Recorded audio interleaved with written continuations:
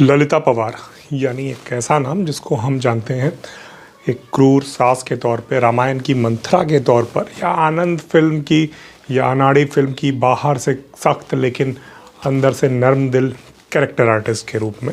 लेकिन ललिता पवार का ये बहुत ही छोटा परिचय है और उनके साथ बहुत सारे मिथ जुड़े हुए हैं। आज हम इसी पे बात करने वाले, कैसे एक स्विम सूट या टू पीस बिकिनी पहनने वाली और film on screen kissing scene देने वाली एक हीरोइन कैरेक्टर आर्टिस्ट बनी।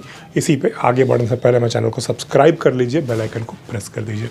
तो कहानी शुरू होती है 1916 में ललिता पवार पैदा हुई और उसके बाद 1927-28 में, जब क्या कहते हैं वो 11-12 साल की थी, तो वो पुणे गई अपने पिता और भाई के साथ। और माँ बाप में पटती नहीं थी, माँ बाप में ज़्यादा बनती नहीं थी और उनके पिता बहुत ही पुराने ख्यालों के थे और उनको लगता नहीं था कि लड़कियां ज़्यादा पढ़नी लिखनी चाहिए, उनको शादी करके सेटल हो जाना चाहिए, जैसे पुरानी मानसिकता होती थी उस तरह की।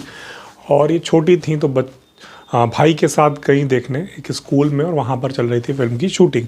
इनको लगा कि ये पहली बार जब इन्होंने फिल्म देखी और शूटिंग देखी कि ये रामलीला का ही कोई दूसरा रूप है, और बच्ची थी, समझ में नहीं आया। तो इनसे किसी ने पूछा फिल्म की है, फिल्म में एक्टिंग करोगी? इनको फिल्म का नाम भी नहीं पता था, तो इन्होंने कह दिया हाँ करेंगे, वो रामलीला में तो हम करते ही हैं, हम रामलीला में करें।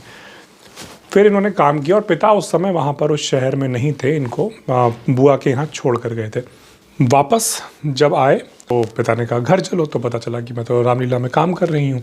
तो पता चला कौन सी रामलीला, वहाँ पर जब पूछा तो उन्हें पता चला ये तो फिल्म है और आधी फिल्म हो चुकी है, आधी फिल्म छोड़ के कहाँ जाएंगी। तो पिता इनको और इनके भाई को छोड़कर चले गए अपने गांव वापस। माँ को लगा पिता ने किसी सर्कस या क्या कहते हैं नाचने वाली के यहाँ बच्चों को बेच दिया है।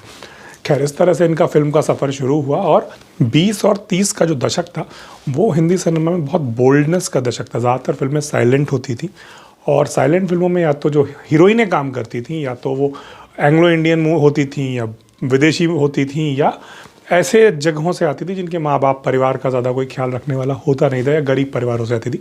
और न्यूडिटी और क्या कहते हैं किसिंग सीन, इस तरह की चीज़ों में बहुत ज़्यादा रोक टोक थी नहीं। फिल्म सेंसर बोर्ड उस समय था नहीं, जैसे देविका रानी हुई और बहुत सारी हीरोइन इस तरह के रोल किए। और ललिता पवार ने फिल्म पतिधर में एक किसिंग सीन किया। उसके बाद कई सारी फिल्मों में बहुत ही, जिसको आज की तारीख में बिकिनी कह लीजिए, छोटे कपड़े कह लीजिए, वो पहने काफ़ी बोल्ड शूट की। अगर आप स्क्रीन पे फ़ोटो देखेंगे तो आपको समझ में आएगा कि आज की हीरोइनों के लिए जो पैरामीटर्स हैं उस हिसाब से वो काफ़ी बोल्ड अपने समय पे हीरोइन थी। और 30 के करीब इनकी उम्र थी और एक फिल्म थी जिसमें भगवान दादा हीरो थे। और कहानी कुछ ऐसी थी कि जो हीरोइन थी वो अपनी सहेलियों के साथ नदी में नहा रही या तालाब में नहा रही होती है। भगवान दादा दूसरे गाँव के ज़मींदार के लड़के होते हैं और वो थप्पड़ मार के ले जाते हैं कि ऐसे लड़कियों को खुले में नहीं नहाना चाहिए। और ललिता पवार को भगवान दादा ने थप्पड़ मारा, वो सच में बेहोश होकर गिर पड़ी। भगवान दादा को लगा कि ये एक्टिंग कर रही हैं। उसके बाद जब तक पता चला, डॉक्टर ने कोई गलत दवा दे दी जिसकी वजह से उन्हें पैरालिसिस हो गया और उनके हाथ से सारी फिल्में चली गई। एक फिल्म का कॉन्ट्रैक्ट उनका नहीं छूटा, वो फिल्म थी अमृत। और फिल्म जो डायरेक्टर प्रोड्यूसर थे उन्होंने कहा ये जो ललिता जी का रोल है ये वही करेगी, भले ही 2 साल बाद करे, 2.5 साल बाद करे।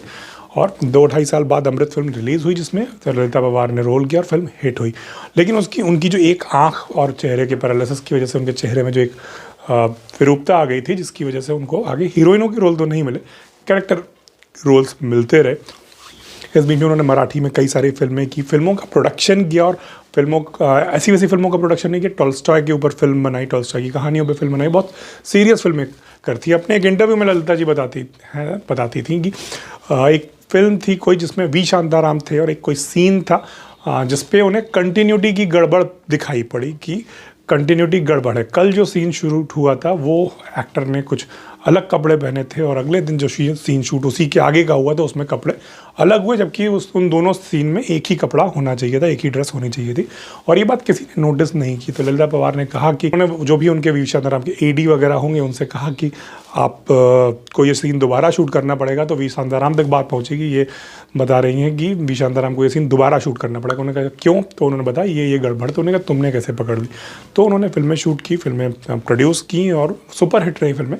करियर में उनके पैसे को लेकर कभी तक तंगी नहीं रही। ये एक अफवाह है कि वो गरीबी में या वैसे उनके दिन गुजरे, ऐसा कुछ नहीं रहा।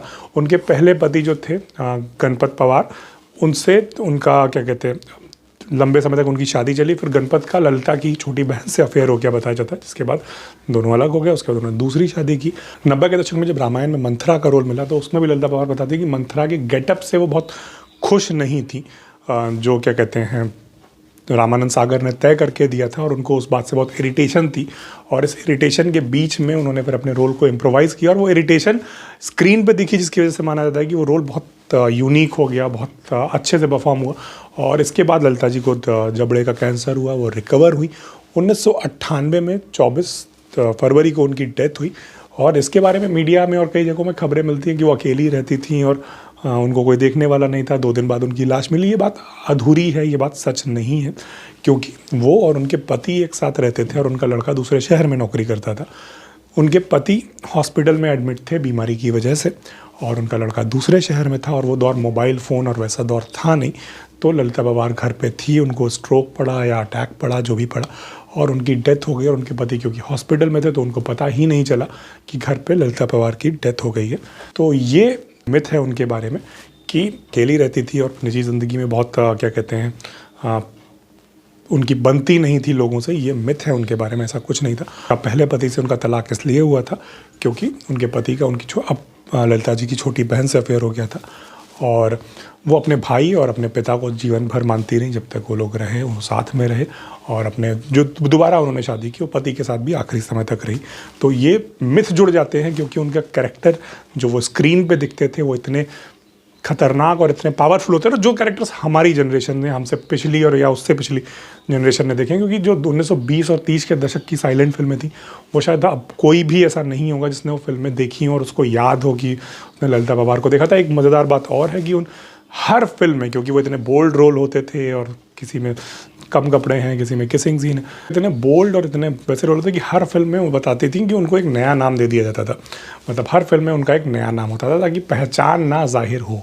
तो ये एक चीज़ थी। बाकी ये हिंदी सिनेमा की परंपरा बदली कैसे, ऐसी बोल्डनेस से अचानक से कैसे चीज़ें बदली और कैसे हम बहुत कंजर्वेटिव बने और कैसे वापस उस अप्रोच पे पहुँचे, इसको लेके भी हम बात कर सकते हैं। ये शुरू हुआ था जवाहरलाल नेहरू से, भारत की आज़ादी के बाद कैसे हुआ सेंसर होने की कहानी फिल्मों के।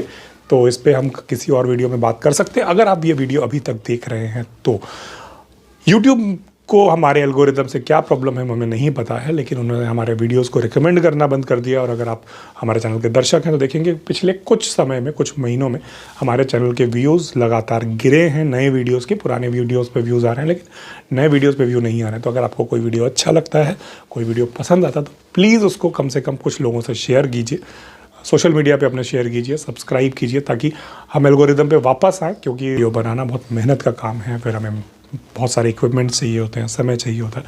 तो अगर व्यूज़ नहीं आएंगे तो हमको चैनल चलाने में दिक्कत होगी। तो इसलिए हम प्लीज़ आपसे रिक्वेस्ट कर रहे हैं कि हमारे चैनल को वापस एल्गोरिदम में लाने के लिए हमारा थोड़ा सा साथ दीजिए अगर आपको हमारा कंटेंट अच्छा लगता है।